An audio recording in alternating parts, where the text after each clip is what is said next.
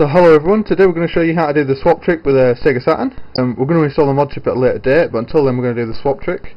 So what you need is a Sega Saturn, of course, a screwdriver and some electrical tape. You can use hot glue, but I don't really want to do it permanently because I'm going to be putting a mod chip in.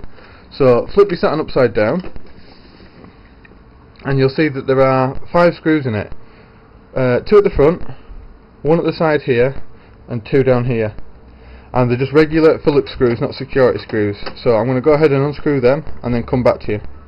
Right, so now with our 6 screws removed, the lid will just come off the top. We'll just lift it off like so. And the back panel that holds the battery will just fall away. So move all that out of the way. And bring the unit close to you. This way is probably best. You can see this little button here. This is the drive sensor button, so when it's back, the unit thinks the lid's closed, and when it's forward, the unit thinks the lid's open. So we're just going to secure it in the closed position with a bit of electrical tape. You could use hot glue, but this is just going to be a temporary fix for me, because I'm going to get a mod chip soon. So I'm just going to use a small bit of tape, about this much, only a small amount, and we're just going to get an angle where you can see like that. Hold this back in the closed position so that then we can do a disc swap and the unit will think it's closed when it's actually open and we're swapping discs.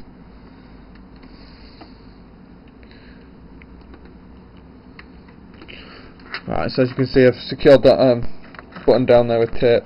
What we're going to do now is just give the unit some power and test to see if that is actually working before we begin to reassemble. So let me just plug in this power cable here. So let's just pop a disc in, Sega Rally, and hit power.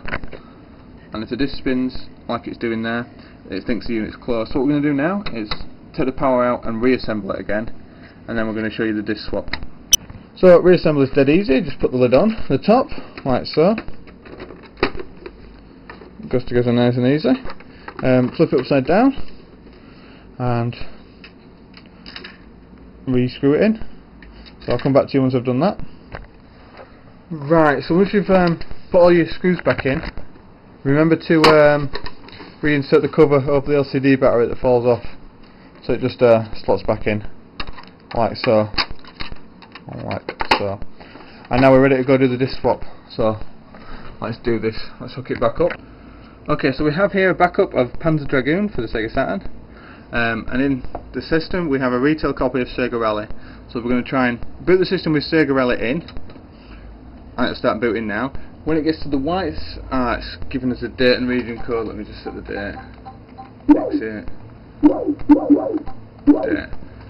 So when it gets to the white Sega Saturn screen, we'll swap the disc,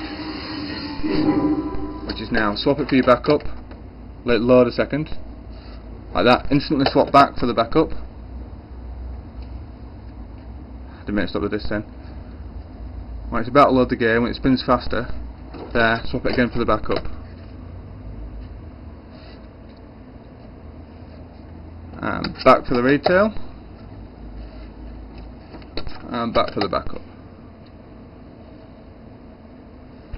And as you can see there, it's booting. And it's booted straight into the game. Sega presents. So that was a 3-stage swap, but as you can see, it's now booted into Panzer Dragoon.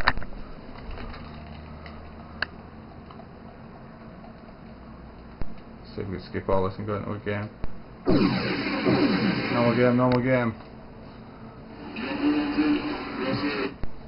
So that was a successful swap trick, but you can see it's quite a hassle to do, to perform. So we're going to install a mod chip in it when we comes through the post.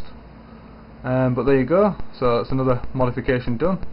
If you enjoyed this video, please rate and subscribe, and we'll see you in the next video.